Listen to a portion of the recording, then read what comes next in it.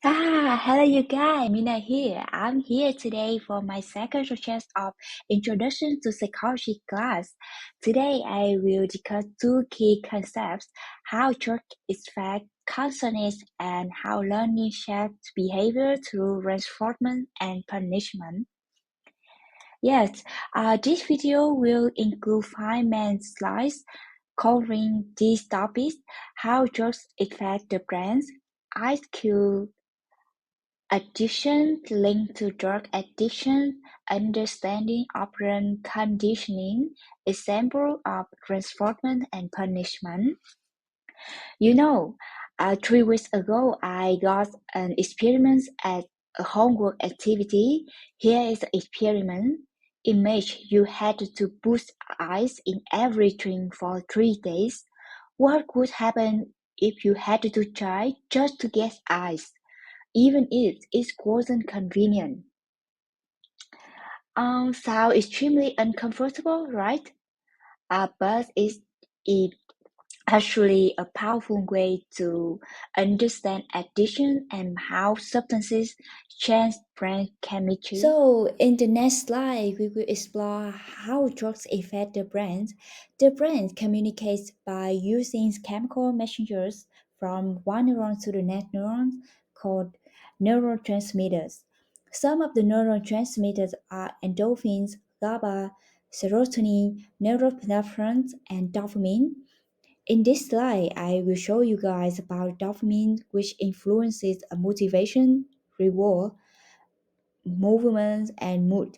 As an example about neurotransmitters, as you know, when a dopamine neuron is activated, an electrical signal goes to the axon terminal, and then the dopamine is released into the synaptic gap, the part is the gap between two neurons, and after that the dopamine bind to the dopamine receptors on the receiving neurons in the next neuron. Let's look at the table next to this. We can see that besides active drugs have many types of drugs. Stimulants like cocaine, nicotine, like have increased alertness and energy. Depression like alcohol is made a slow brain activity. Opiates like heroin, morphine is make block pain and create a euphoria. The final is hallucinogens like LSD, magic mushroom. It will change perception and thoughts. Each type of different effects on the brain on one or more perceptive neurotransmitters leads to psychological effects. So, what happens when these substances enter the brain? What happens? These substances can either increase or decrease the activity of these chemicals and effectively hijacking the brain reward system. They can make us crave the substances like nicotine, alcohol, or even the IQ habit more than anything else. So next, we will go back to the IQ additions experiments I did before. The experiments help us understand how cravings and dependencies develop. Let's imagine again the IQ additions experiments. So, in the beginning, you will feel anxiety when you cannot find the ice around you and you try to do anything to get it, right? Yes, that is a true addition. The need for ice overrides our convenience, and the brains adapt to needing that substances to feel normal. In this case, it is the ice. You might even hide your behavior from friends and family, worries they will attract you. So, have you ever wondered what happens when a habit controls your actions? Yeah, that is similar to how drug addiction works. Over time, the brain will prioritize the substances, making us change the decisions makings and motivations. So, how to link to drug addictions? This slide will compare the normal dopamine activity with a dopamine activity under the influence of cocaine. So you can see when we use the cocaine, it will block the dopamine transporters and dopamine cannot travel to another neurons. They flood the brain with dopamine, enhancing the use of drugs. Over time, natural dopamine production decreases, making it harder to feel pleasure without the drug, right? This cycle will lead to dependency. Now, let's move to the operant conditioning, a concept from behavioral psychology that explains how our behaviors are influenced by consequences. This concept, developed by B.S. Skinner, an American psychologist, explains how rewards and punishments shape our actions over time.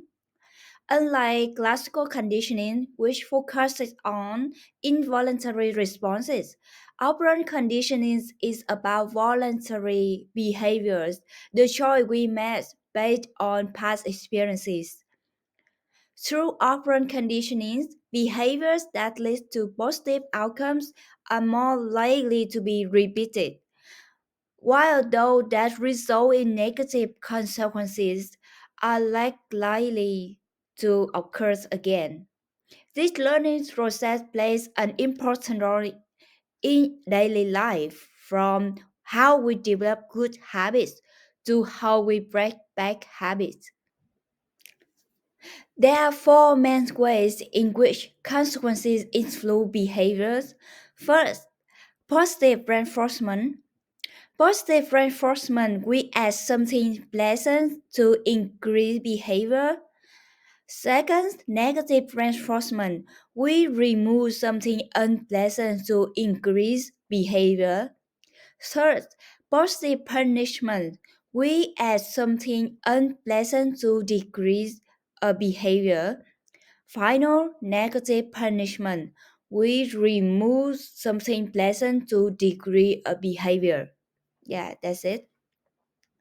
In the growing up process, my behavior is shaped by learning through reward and punishment from people serving me. Now I will share some experiences from a child until now related to transformers and punishment to you guys. So now about the positive reinforcement example is I was when I studied in a primary school. After I complete the homework and got the high score in the exam, my teacher will would give me the 1 star to. So I when I got a star, so I had the more motivation for a next exam. And I know my teacher to encourage me to study, and by the star I like. Negative reinforcement example, when I set alarm to have me wake up every day. So when I wake up and I turn off my alarm to avoid the sound annoying me in the morning. So in this case, the alarm sound is removed when I turn off, right? Reinforcing me getting up on time. Yeah. And the next is the example of the positive punishments in I remember when I was 7, so I usually bite my nails, and my parents scold me a lot. It made scold me many times. So this action made me remove my habits is biting nails. So because I know it's a bad habit, so I cannot do it anymore. Example of negative punishment is when I was in the junior high school, I didn't do my homework and spent time watching TV every night. My mom turned off the TV and I must have gone back to my room to do the homework. In this case, my mom removed my play fun activity to prevent me from watching TV and focusing on studying. Yeah, that's it. And overall, the drug and addictive substances change our consciousness by altering our brain's chemistry, creating strong cravings and dependence. Meanwhile, reinforcement and punishment guide which behaviors we repeat or avoid. I think that's where the good or bad habit control our behavior every day, even leading to addiction.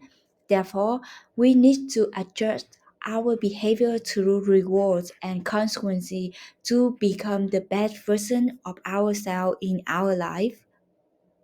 Thank you for your listening. I see you the next time. Bye bye.